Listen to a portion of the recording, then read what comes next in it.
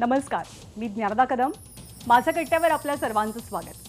माझा कट्टा presented bye Quick Heal आणि Badhekar group, powered by Green Harvest, Bank of Maharashtra, Chandukaka Saraf Jewels, Chitale Dahi, Sudhir Mandke light house आणि सोनाई पशु आहार. मुंबईच्या राजकारणातला एक आक्रमक चेहरा संजय निरुपम आणि त्यांच्या पत्नी पत्रकार गीता आज आपले कट्ट्याचे पाहुणे आहेत. मूळचा पत्रकारितेचा पिंड असलेले संजय निरुपम बाळासाहेब ठाकरेंच्या आशीर्वादानं राजकारणात आले आणि शिवसेनेचे खासदार बनले. हिंदी पट्ट्यामधनं येत मुंबईमध्ये स्थिरावलेल्या नेत्यांपैकी संजय निरुपम एक आहेत. दोपहर का सामनाच्या संपादक पदामुळे राजकीय वर्तुळात परिचित झालेल्या संजय निरुपमांनी परिस्थितीनुसार शिवसेनेचे हिंदुत्व, मराठी बाणा आणि उत्तर भारतीय सेंटिमेंटशी चाणाक्षपणे सांगड घातली आणि त्याच्याच ताकदीवर निरुपमांच्या राजकीय उदयालाही सुरुवात झाली. शिवसेनेकडनं राज्यसभेची खासदारकी, मग शिवसेनेतल्या नाराजीमुळे काँग्रेसमधला प्रवेश, मग काँग्रेसकडनं लोकसभेचे खासदार, मुंबई अध्यक्ष राहिलेल्या निरुपम यांच्या शिवसेना वापसीची सध्या खूपच जोरदार चर्चा आहे. आणि या चर्चेला कारण ठरली आहे वायव्य मुंबई मतदारसंघाची उमेदवारी. इथून महाविकास आघाडीनं ठाकरे गटाच्या अमोल कीर्तीकरांना उमेदवारी दिली आहे आणि इथली संधी हुकल्यामुळे निरुपम कमालीचे नाराज आहेत. त्यांनी असहकाराची भूमिका घेतली आहे. त्यामुळे संजय निरुपम आता नेमके कोणत्या वाटेवर आहेत, त्यांची भूमिका काय, या निवडणुकीमध्ये महाविकास आघाडी नेमकी कितपत यशस्वी होईल असं त्यांना वाटतं, या सगळ्याबद्दल आपण त्यांच्याशी संवाद साधूया. आणि अर्थात त्यांच्या आजवरच्या राजकीय प्रवासात कायम त्यांच्यासोबत राहिलेल्या त्यांच्या पत्नी गीता यांनाही आपण बोलतं करूया. नमस्कार, आपलं स्वागत आहे. तुम्ही दोघं जण बहुतेक एकत्र इंटरव्ह्यू देण्याची ही पहिलीच वेळ असावी. जो सगळ्या महाराष्ट्राला पडलेला प्रश्न आहे की संजय निरुपम काय करणार आहेत. अजूनही त्या वायव्य मुंबईमधली उमेदवारी काही महायुतीने जाहीर केलेली नाहीये आणि अशा चर्चा आहेत की तुमची वाट बघतायत. तर किती तथ्य आहे त्यात? सध्या मी काँग्रेस पक्षामध्ये आहे, हा एक तथ्य आहे. आणि हा जो तथ्य आहे तुम्ही नकारू शकत नाही. पण कितपर्यंत मी काँग्रेसमध्ये आहे मला पण माहित नाही. का का क्यों ऐसा क्यों? मला माहित नाही काय होईल. कारण की काँग्रेसमध्ये 2019 मध्ये निवडणुकी हरल्यानंतर मी लगातार एक काम करत होतो माझ्या मतदारसंघात. आणि मी माझे जो नेते मंडळी आहेत त्यांना मी सांगितलं की बाई पुढच्या वेळी पण मला तुम्ही एक संधी द्या. आणि मी माझा एक उमेद होती. पण ज्याप्रमाणे त्यांनी शिवसेना बरोबर एक वाटाघाटी केला आणि ज्याप्रमाणे शिवसेना बरोबर सीट शेअरिंगमध्ये त्यांनी एक लीड घेतला आणि शिवसेनेच्या दबावाखाली येऊन ज्याप्रमाणे त्यांनी 6 पैकी 5 सीट दिला मुंबईमध्ये, तो एक धक्कादायक आहे माझ्यासाठी आणि संपूर्ण काँग्रेसच्या कार्यकर्त्यांसाठी. आणि आता काँग्रेस संपवायच्या एक अभियान चालू आहे का? मला तर कधी कधी वाटतो की आता काँग्रेस पक्षाला त्यांनी शिवसेनाकडे आउटसोर्सिंग दिलेलं आहे. म्हणजे शिवसेनाकडे जो एक कॉल सेंटर आहे त्याच्यामध्ये आता काँग्रेसचं काम चालू आहे. आता काँग्रेसमध्ये काय करायचं नाही. तो असं परिस्थितीत फक्त एक सीटचा विषय नाही आहे. ज्याप्रमाणे संपूर्ण शीर्ष नेतृत्वाने शिवसेनाच्या समोर, उबाठाच्या समोर, ठाकरे गटाच्या समोर ज्याप्रमाणे त्यांनी एक सरेंडर केलेला आहे तो एक चुकीचा एक आहे आणि मला ते पटत नाही. आणि यामुळे एक आतमध्ये काहीतरी घडत आहे आणि कधी काय होईल मला माहित नाही. पण आपण जर बघितल्या तर आता ही जी सीट आहे वायव्य मुंबईची, ती तर शिवसेनेकडे होती. गजानन कीर्तीकर शिवसेनेतनं यांच्याकडे, शिंदेंच्याकडे गेले. तर त्यामुळे उद्धव ठाकरे त्या सीटवर तर क्लेम करतीलच. त्याचप्रमाणे रायगडची सीट एनसीपी कडे होती. तो अनंत गीते कसं तिथे उभे आहे? अनंत गीतेला कशाला तुम्ही तिकीट देता? तो रायगडची सीट तुम्ही एनसीपीला द्या, शरद पवार साहेबांना द्या. जर तो निकष आहे, आज सुनील तटकरे शरद पवारकडे नाही आहेत, दुसरा एनसीपी मध्ये ते गेलेत. तो त्याचप्रमाणे शरद पवारच्या साहेबांचा हक आहे रायगडची सीटवर, पण तिकडे तुम्ही हा निकष नाही लावला. एक दुसरा विषय असा आहे की गजानन कीर्तीकर शिवसेनेचे खासदार होते, ते एकनाथ शिंदेच्या गटामध्ये गेलेत, शिवसेनेमध्ये गेले. आता तुमच्या काही इकडे राहिलेलं नाही.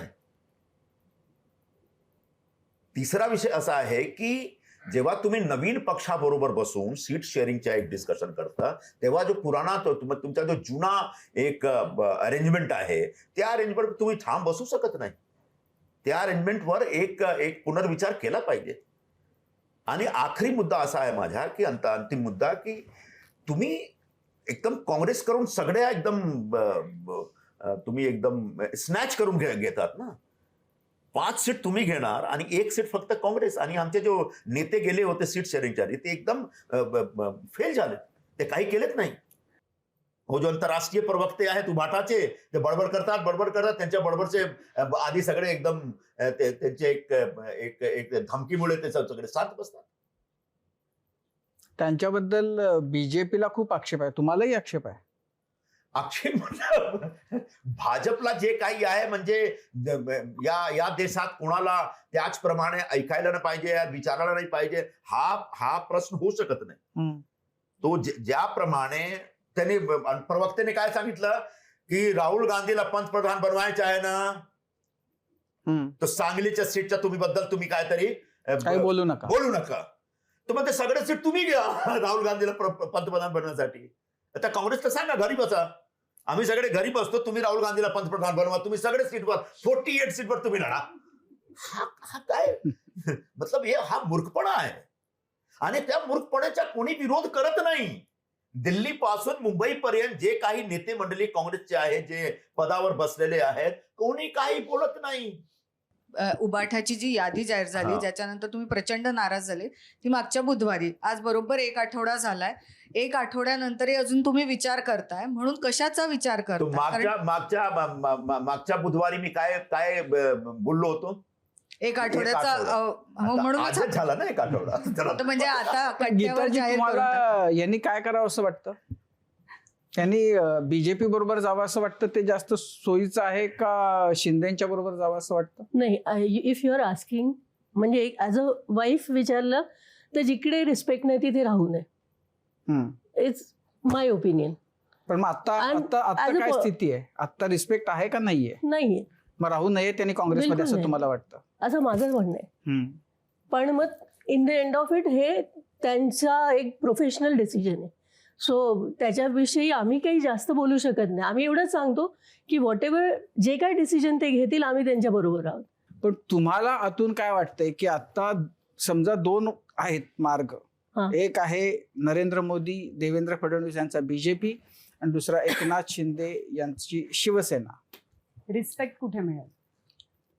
रिस्पेक्ट कुठे मिळेल तिथे जावा, हाच एक परत रिस्पेक्ट आणि तिकीट दोन्ही त्यांना. पॉलिटिकल प्रश्न माझ्याशी विचारा बोलतो. अजून काही ठरलेलं नाही. एवढा ठरलेला आहे की कारण गेल्या 1 आठवड्यात कोणीही पक्षाकडून, पक्षाचे जो श्रेष्ठ नेते आहेत, वरिष्ठ नेते आहेत, ज्येष्ठ नेते, कोणीही माझ्याशी संपर्क केलेला नाही. म्हणजे कोणाच्या मनात काहीही आता फरक पडत नाही संजय निरुपम बद्दल. जो महाराष्ट्राचे प्रमुख आहेत त्यांनी काय सांगितलं, मी याला भीक पण घालत नाही, लेट हिम गो. त्यांच्या वक्तव्याला मी भीक घालत नाही. एवढा अहंकार, मतलब एक ओसाडलेली गावचे पाटील आहे ते. तुमच्या गाव लुटलेली आहे बाबा, तुमच्याकडे काही नाही, तरी एवढा अहंकार तुमच्यामध्ये. आणि अहंकार येतो कुठून? आणि तुम्ही अध्यक्ष आहात, तुमची जबाबदारी आहे की एक व्यक्तीच्या तुम्ही काळजी घ्या. काय परिस्थिती बाबा, काय प्रॉब्लेम, या चला बसा चर्चा करूया. पण ते सांगतात का भीक पण घालत नाही, आणि तुम्हाला पण आता भीक नाही भेटेल. नाही पण निरुपमजी, पण म्हणजे तुम्ही असं म्हणता की काँग्रेसचे नेते तुमच्याबरोबर बोलत नाहीत. त्यांचं असं म्हणणं आहे की तुम्ही इलेक्शनच्या वेळेला फक्त जागे होता, बाकी इतर वेळेला तुम्ही पक्षाच्या कुठल्या कार्यक्रमात नसता, कुठल्या आंदोलनात नसता, पण निवडणूक आली की मग तुम्ही जागे होता आणि बाकीच्या गोष्टी करायला लागता. गेल्या 5 वर्षात सर्वात ऍक्टिव्ह मुंबईमध्ये काँग्रेसचा कोणीही नेता आहे तो संजय निरुपम आहे. तुम्ही ज्या रस्त्यावर लोकांचे विचारा.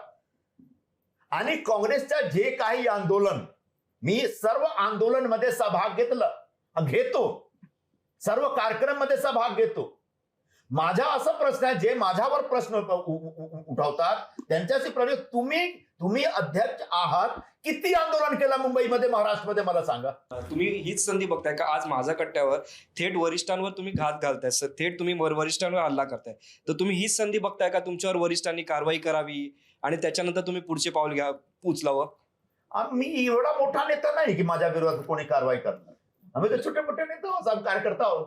नाही, जिथे तुमचे प्रदेशाध्यक्ष बोलतात की त्यांच्या वक्तव्याला मी भीक घालत नाही किंवा रिस्पेक्ट मिळत नाही असं तुम्ही म्हणताय, मग अजून नेमकी कसली वाट बघताय तुम्ही? की आता जसं हा बोलला तसं की कारवाई एक व्हावी. आठवडा. पण 1 आठवडा झाला आज. आता थांबा जरा.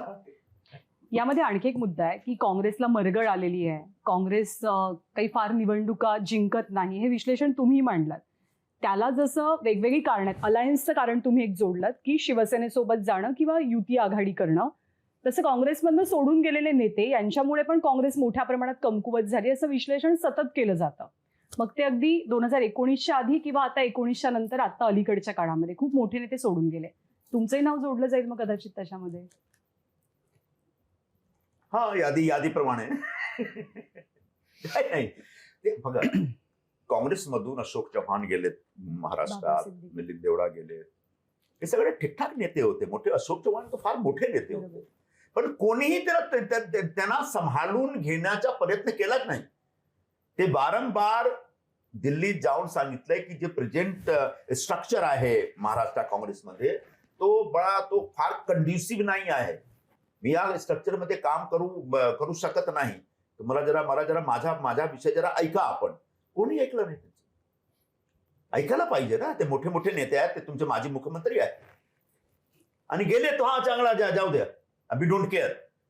मिलिंद गेला, तो मला 2दा पडलेला माणूस आहे, तो एकदम हरलेला. तर तू कोणता जिंकलेला बाबा? तू पण हरलेला. पण ही हा जो आक्षेप आहे तो एका व्यक्तीबद्दल आहे का अनेक व्यक्तींबद्दल आहे? प्रत्येक व्यक्तीवर. काँग्रेसमध्ये जो पुरा स्ट्रक्चर आहे ना, तो आता बिघडलेला आहे. काँग्रेसचं स्ट्रक्चर बिघडलं हे कधी कळालं तुम्हाला? निवडणुका लागल्यावर कळालं की आधीपासून माहिती?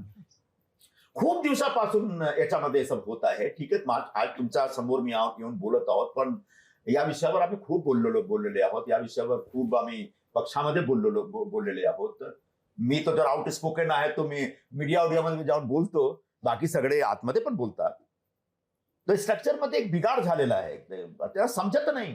राम मंदिराच्या मुद्द्यावर काँग्रेसच्या नेत्यांनी घेतलेली भूमिका ही तुम्हाला व्यक्तिशः पटली होती का? पक्ष नेतृत्व म्हणून तुम्हाला काय वाटलं होतं त्यावेळेस? मी 28 डिसेंबरला मी नागपूरमध्ये होतो, आणि 22 जानेवारीला रामललाचा जो कार्यक्रम झाला, तो 28 डिसेंबरचा तुम्ही माझा इंटरव्ह्यू बघू शकता. मी बोलत बिल्कुल, माझ्यासे विचारला होता की जाना चाहिए, बिल्कुल जाना चाहिए अयोध्या.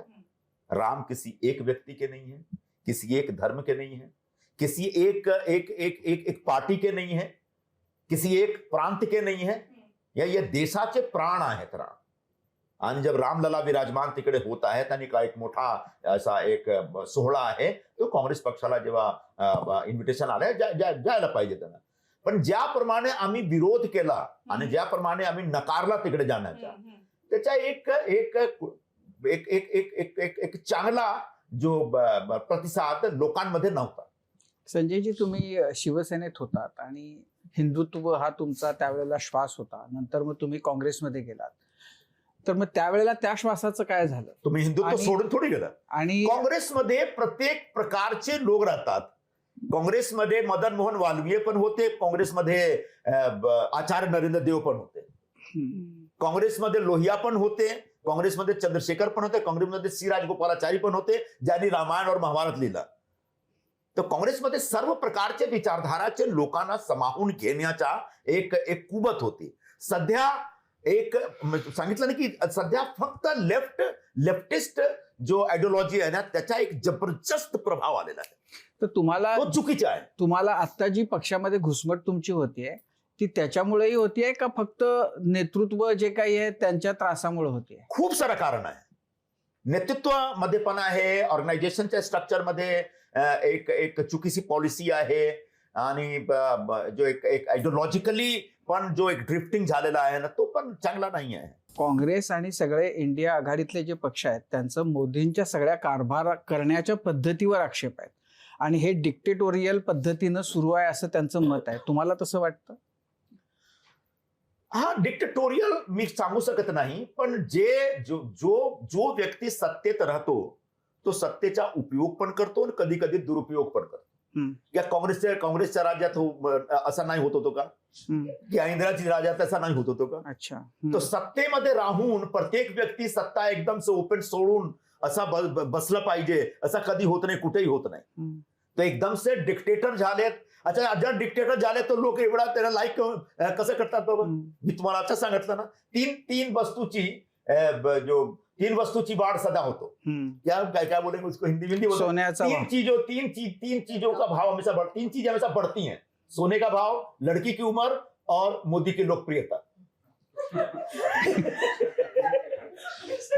मला सांगा, माझ्या मनात प्रश्न आहे, 10 वर्ष झाली अजूनपर्यंत अँटी इन्कम्बन्सी दिसत आहे का? हा माझ्या मनात एक प्रश्न आहे. म्हणजे तुमच्या बोलण्यावरून असं वाटतं की तुम्ही बीजेपी सिलेक्ट करताय आता. नाही, मी सिलेक्ट करत नाही बीजेपी. माझ्या मनात एक प्रश्न आहे, एक बडा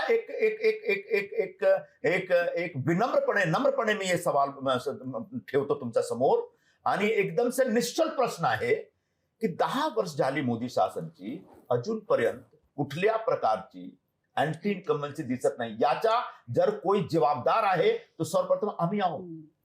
त्यांनी जी चूक केली, त्यांची पॉलिसीमध्ये जी चूक होती, त्याच्या विरोधात लोकांमध्ये आंदोलन करण्याचा काम आम्ही का केलं नाही? नाही, प्रश्न असा आहे की 19 पर्यंत, किंवा 19 कशाला, आतापर्यंत तुमचं सगळं राजकारण जे होतं ते बीजेपीला आणि मोदींना हरवण्यासाठीच होतं. ते आजही कायम आहे का? आता तुमचं टार्गेट बीजेपी राहू दे बाजूला, आपल्याला अमोल कीर्तीकरला हरवायचे ह्यासाठीच आहे? फक्त अमोल कीर्तीकर नाही, म्हणजे एक प्रत्येक राजकारण मध्ये जो व्यक्ती आहे त्याच्याकडे एक पोझिशन पाहिजे, एक इलेक्टिव्ह मेरिट पाहिजे, आणि इलेक्ट होण्यासाठी त्यांना प्रयत्न केला पाहिजे. तो माझा एक विषय आहे. पण फक्त अमोल कीर्तीकर ला पाडण्यासाठी मी प्रयत्न करतो आणि एवढाच माझ्या जीवनात एक लक्ष आहे असं नाही आहे बाबा. ठीक आहे ना, पण मग त्याची बाजू जी आहे की तुमचं लक्ष अमोल कीर्तीकर राहू दे बाजूला, पण बीजेपी आणि मोदी यांच्या विरोधामध्ये जी तुमची आतापर्यंतची गेल्या अनेक वर्षांची 15 वर्षांपासूनचं तुमचं जे पॉलिटिक्स आहे ते त्याच्या विरोधातलं होतं, तर ते आजही कायम आहे? तुम्ही सगळे प्रयत्न, सगळी ताकद बीजेपीला हरवण्यासाठी लावण्याच्या मनस्थितीमध्ये आहात? आता जेव्हा समजा मी काँग्रेस जो माझा जो नाता आहे तो पुढे कधी मी तोडणार, तो तोडल्यानंतर मी कुठल्या प्लॅटफॉर्मवर असणार त्याचप्रमाणे पुढची भूमिका पण निश्चित होईल. असं आहे की पण असं आहे नाहीये. पण सांगितलं ना, कुठल्या प्लॅटफॉर्मवर मी जाणार त्याचप्रमाणे पुढची जो भूमिका. अच्छा, म्हणजे प्लॅटफॉर्म जरुरी आहे. प्लॅटफॉर्म अपक्ष वगैरे प्लॅटफॉर्म अपक्ष भी होऊ शकतो. अच्छा, पण चर्चा होती की तो पण एक प्लॅटफॉर्म आहे. पण चर्चा अशी आहे की तुम्ही शिंदेच्याकडे जाणार म्हणून, तर ती तुम्ही बिलकुल रिडिक्यूल करून टाकताय की तुम्ही नाही जाणार. नाही, सांगत नाही. काय तुम्ही जाऊ शकता? का सांगितलं मी सांगितलं की पुढची स्ट्रॅटेजी काय आहे आणि कधी काय भूमिका घेणार मी तुम्हाला योग्य वेळेत सांगणार. आता कोणाशी चर्चा करणार आहात? अशोक चव्हाणांशी? ते मध्यंतरी तुम्हाला येऊन भेटून गेले. अशोक चव्हाणांची जो चर्चा होती ना, फक्त फ्रँकली स्पीकिंग तो एकदम इनफॉर्मल होता. त्याने सांगितलं होता की संजय मैंने पार्टी छोड़ दी, इसका मतलब कि हम लोग मिलेंगे नहीं. बिल्कुल मिलेंगे सर, तो कभी टाउन साइड आना तो आना मेरे. तुम्ही गेलो होतो तिकडे कोणाचं भेटण्यासाठी, तुम्ही अशी फोन केला की मी आहे इकडे, तुम्ही गेलो, मी वॉक करत आहे, चलो येतो मी घरी, तू ये, चहा घेणार. फक्त चहा. आम्ही दोघे एक पॉलिटिकल बॅकग्राऊंडचे लोक, तो पॉलिटिकल चर्चा झाली की कसं वाटतंय तिकडे गेल्यावर. विचारला हाच मध्ये प्रश्न होता का भाजप में बीजेपी में कैसा लग रहा है, कसं वाटतं तुम्हाला बीजेपी मध्ये. त्यांनी सांगितलं अच्छा लग रहा है, आ जाओ.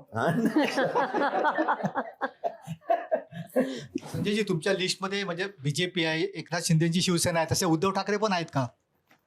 नाही, उद्धव ठाकरे साहेबांची भेटण्याचा मी प्रयत्न केला होता, पण तो मला बडा दुःख होतो. मी त्यांच्या बरोबर काम केलेलं आहे. ते माझे फॉर्मर नेते आहेत, भूतपूर्व नेते आहेत, आणि माझ्या मनात खूप आदर होता त्यांच्याबद्दल.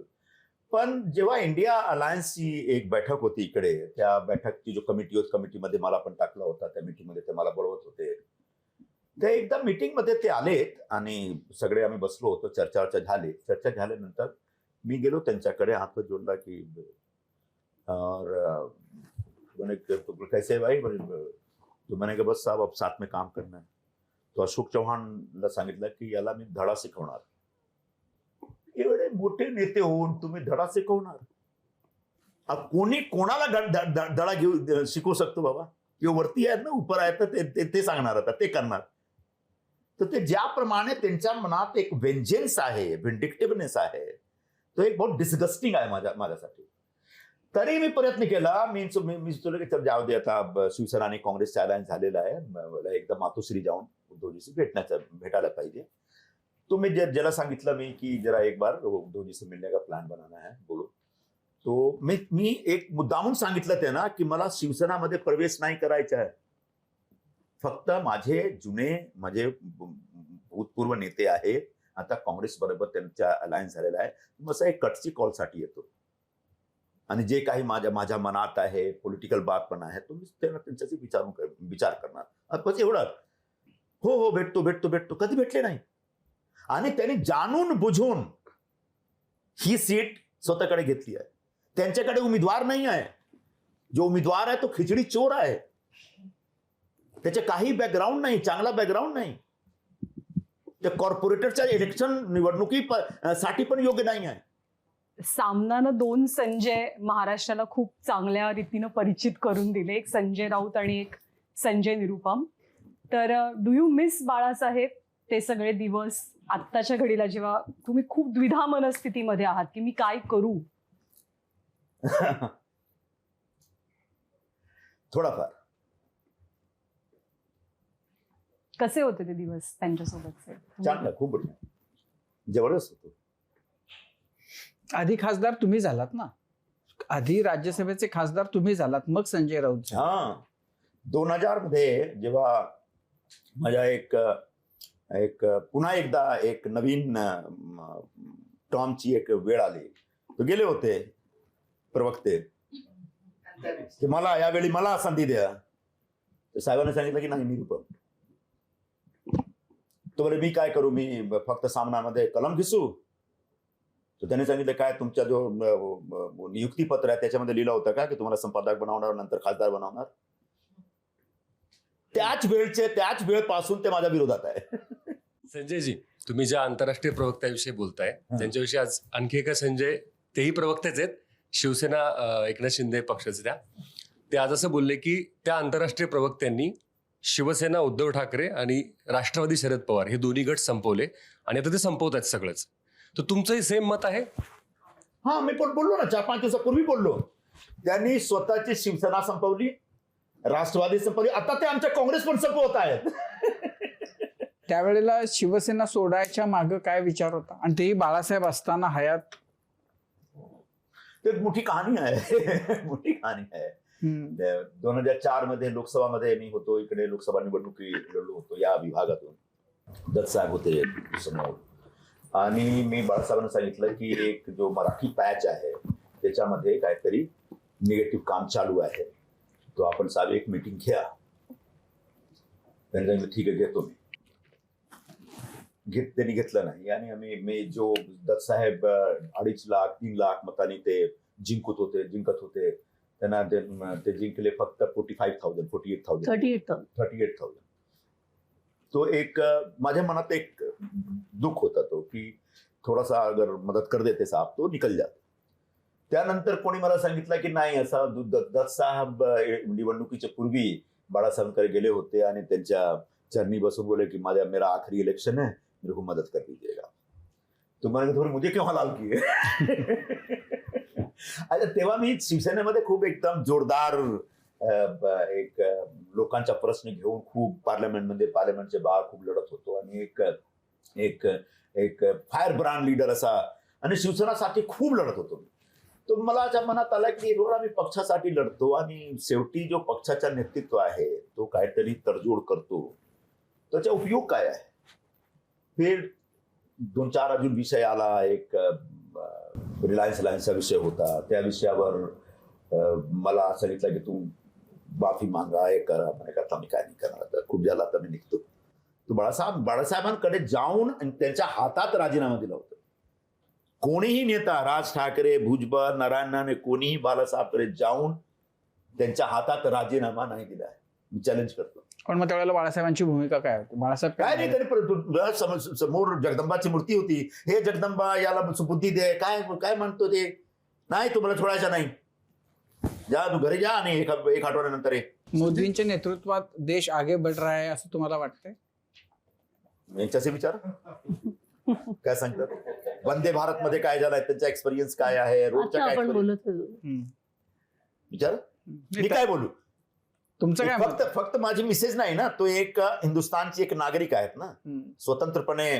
पण जर तुम्ही म्हणालात की देश आगे बढ़ रहा है तर मग ती बातमी होती ना. नहीं, देश तो हमेशा आगे बढ़ा है, ऐसा नहीं है. देश तो जब नेहरू जी प्राइम मिनिस्टर बने थे तब देश बहुत पीछे था, तब वो देश आगे लेके आए. फिर इंदिरा जी भी देश लेके आगे आहे. त्याचप्रमाणे अजून पण देश पुढे जात आहे. दुसरा मोदींच्या बद्दल आक्षेप आहे तो की लोक ते म्हणजे खास करून की यांनी सगळं दहशत, ईडी आणि हे करून सगळ्यांना दाबून टाकलेलं आहे विरोधकांना. तर ह्याच्याशी तुम्ही किती, या मताशी सहमत आहे? म्हणजे असं स्वातंत्र्य ते आहे का नाही? 10 पैकी किती मार्क द्या? हे बघा, जे गव्हर्नमेंट एजन्सीज आहेत ना, सीबीआय, इन्कम टॅक्स किंवा ईडी सध्या खूप गाजत आहे. अशी एजन्सीचा उपयोग पण प्रत्येक शासनाने केली आहे आणि कधी कधी दुरुपयोग पण त्यांनी केलेला आहे. बरं, याच्यामध्ये आता उपयोग होतोय का दुरुपयोग होतोय? कधी कधी उपयोग पण होतो, कधी कधी दुरुपयोग पण होतो. कधी कधी जे भ्रष्टाचारी लोक आहेत त्यांना पकडणं चांगलं आहे. कधी कधी सचमुच भ्रष्टाचारी आहेत का, पण त्यांना पण ते ईडी वाले पकडतात. एक प्रश्न उठतो की बाई हे सही, चांगला निर्णय नाही आहे, करेक्ट निर्णय नाही आहे. पण जास्त काय होतंय, म्हणजे उपयोग होतोय का दुरुपयोग होतोय एजेंसीचा? अब एकदम से एक लाइन का जवाब देने के बजाय ये बघा, अच्छा जो दिल्ली मध्ये जे काही झालं. नाही, पण संजय जी, एवढं काय अवघड आहे त्यात? उपयोग होतोय का? तुम्ही काँग्रेसचे नेते आहात आत्ता, तर उपयोग होतोय का दुरुपयोग होतोय? उपयोग पण होतो, दुरुपयोग पण होतो. कधी कधी दुरुपयोग होतो, कधी उपयोग होतो. असे मी म्हणजे असे जर आपण एक एक फील्ड घेऊन जर आपण केलं तर तुम्ही अशीच उत्तरं देणार का की हे पण आणि ते पण, महागाईबद्दल पण, ईडीच्या वापराबद्दल पण? म्हणजे 3 महिन्यांपूर्वीची तुमची जी मतं होती ती आता उरलेली नाहीत असं आपण असा निष्कर्ष काढूया की तुम्हाला पूर्वी जे वाटत होतं बीजेपी बद्दल, मोदींबद्दल, केंद्रातल्या सत्तेबद्दल, महाराष्ट्रातल्या सरकारबद्दल, आता तसा त्यांचा तेवढा राग येत नाही, तसा तेवढा राग येत नाही आता. जोपर्यंत कुठलीही सरकार लोकांच्या काम करत आहे तोपर्यंत सरकारवर राग नाही आला पाहिजे. अच्छा, मग आता त्यामुळे सरकार काम करते त्यामुळे आता तुम्हाला राग येत मी नाही? जोपर्यंत सांगितलं ना. अच्छा, ठीक. थोडस पुढे नेतो. बेस्ट लिडरशिप क्वालिटी कोणात चांगल्या आहेत असं मला वाटतं? राहुल गांधी की नरेंद्र मोदी? हा कोई प्रश्न आहे? हा पण प्रश्न आहे. नाव अपेक्षित आहे. तुम्ही काँग्रेसचे नेते आहात त्यामुळे तुमच्याकडून नाव अपेक्षित आहे. एकदा मी राहुलजी होते आणि बाकी त्यांचे सगळे सहकारी होते. त्यांचे पीए माझा दोस्त आहे, त्यांचा जो सेक्रेटरी आहे एकदम माझा मित्र आहे, तुम ताम करतो. तुम्ही काय सांगितलं बरोबर, संजय इस बार लड़ ले, इस बार तो कुछ नहीं होगा, 2029 में तू मंत्री बन जाएगा. जवाब मिळाला ना. पण तुम्ही आता मगाशी बोलताना सांगितलं की मुंबईमध्ये शिवसेनेच्या 5ची सीट ते हारणार म्हणून. तुम्हाला महाराष्ट्रामध्ये बीजेपी एनडीएला किती जागा मिळतील असं वाटतं? आणि केंद्रामध्ये संपूर्ण महाराष्ट्राला सांगू शकत नाही, पण एकदम से काँग्रेस आणि उबाठा आणि एनसीपीच्या कोणी एक प्रकारचा लाट आहे आणि या लाट प्रमाणे आम्ही खूप सीट जिंकू शकतो, मला असं वाटत नाही. देशामध्ये बीजेपीचा जो नारा आहे 400 पार, तुम्हाला वाटतं तिथपर्यंत जातील ते? तुम्हाला किती सीट जिंकू शकेल बीजेपी? आणि मी जे काही आकडा देणार फक्त एक हवाबाजी आहे. किती देताय तुम्ही आकडा? म्हणून काही देऊ शकत नाही, कारण माझ्याकडे काही एकदम संपूर्ण देशाच्या काही आकडेवारी आणि विश्लेषण नाही आहे. तुम्ही जे काही एक आकडा तुम्हाला देणार तो फक्त एक तुमच्या प्रश्नाच्या उत्तर देण्यासाठी देणार. बर, काँग्रेसचा परफॉर्मन्स गेल्या खेपेच्या तुलनेमध्ये देश पातळीवर तो इम्प्रूव्ह होईल का गेल्या खेपेपेक्षा वाईट स्थिती होईल? मला वाटत नाही जास्ती इम्प्रुव्हमेंटचा चान्स मला वाटत नाही, दिसत नाही. 50चा आकडा गाठेल काँग्रेस? I hope so. माझी शुभेच्छा आहे. अच्छा, माझी शुभेच्छा आहे. विरोधी खरं पक्ष इंडिया ब्लॉक सगळे मिळून साधारण किती जागा घेतील असं तुम्हाला वाटतं? अब इंडिया ब्लॉक मध्ये ममता दीदी आहेत का? समजत नाही. कोण आहे, कुठे आहे, मला असं सध्या समजू शकत नाही. तर एकूण किती सीट आहे बीजेपीनं 19 मध्ये 303 सीट्स जिंकल्या होत्या देशामध्ये. तुम्हाला बीजेपीचा परफॉर्मन्स आणखीन इम्प्रूव्ह होईल असं वाटतं का खाली जाईल असं वाटतं? महाराष्ट्रामध्ये तो बेसिकली तोच राहणार. जास्ती उपरनीचे जास्ती होईल नाही. पण देशात काय होईल, 2-3 स्टेटमध्ये त्यांना प्रॉब्लेम आहे. बिहारमध्ये प्रॉब्लेम आहे. वेस्ट बेंगॉलमध्ये मला असं वाटतो की त्यांची सीट वाढेल. कारण तिकडे थोडाफार आता anti Mamata Banerjee anti incumbency सुरू झालेला आहे. बिहारमध्ये गडबड आहे. बिहारमध्ये तो आकडा ते एकदम मेंटेन करणार सांगू शकत नाही. बाकी स्टेटमध्ये ज्याप्रमाणे मध्य प्रदेश आणि राजस्थान आणि छत्तीसगडमध्ये विधानसभा निवडणुकीमध्ये आम्ही पडलो, त्याच आधारावर जर तुम्ही एक विश्लेषण करता तो 2019 मध्ये ज्याप्रमाणे त्यांनी एक सर्व लोकसभा सीटवर, तर त्याच्यामध्ये एक मोदी लाटचा मामला आहे ना. मोदी मोदी मोदी मोदी मोदी मोदी चालू आहे. मोदीला पुन्हा पंतप्रधान बनवायचा असा एक भूमिका लोकांनी घेतलेली आहे. असं दिसतो की नाही तुम्ही सांगा. तुम्हाला असं दिसतो की नाही? मला सोडा. तुम्हाला कसं सोडा? तुम्हाला माझा प्रश्न आहे की त्या लाटेवर तुम्हाला स्वार व्हायचंय का सांगा. त्या मला असं वाटतं की नाही मोदीच्या लाटेवर तुम्हाला स्वार व्हायचं आहे का नाही असा प्रश्न आहे. तो मी पुन्हा सांगतो की सध्या काही ठरलेलं नाही. पण मिळाली संधी तर आहे. नाही, आता नाही, असं नाही, असं पण नाही. अच्छा, ठीक आहे. थोडक्यात काँग्रेस तुम्ही सोडणार आहात किंवा तुम्ही त्या विचारापर्यंत आलाय हे तुम्ही आज क्लिअर केलं. ती कधी सोडाल, ती सोडल्यावर कुणासोबत जाल हे मात्र काही ठरलेलं नाहीये. तर योग्य वेळी योग्य निर्णय घेण्यासाठी तुम्हाला शुभेच्छा. धन्यवाद. कट्ट्यावरती आल्याबद्दल मनापासून आभार आपल्या दोघांचे. Thank you so much. आणि यानंतर माझा कट्ट्यावरती आपण इथेच थांबतोय. माझा कट्टा प्रेझेंटेड बाय क्विखिल आणि Badhekar group, powered by Green Harvest, Bank of Maharashtra, Chandukaka Saraf Jewels, Chitale Dahi, Sudhir Mandke light house आणि सोनाई पशु आहार. ताज्या बातम्यांसाठी पाहत रहा एबीपी माझा.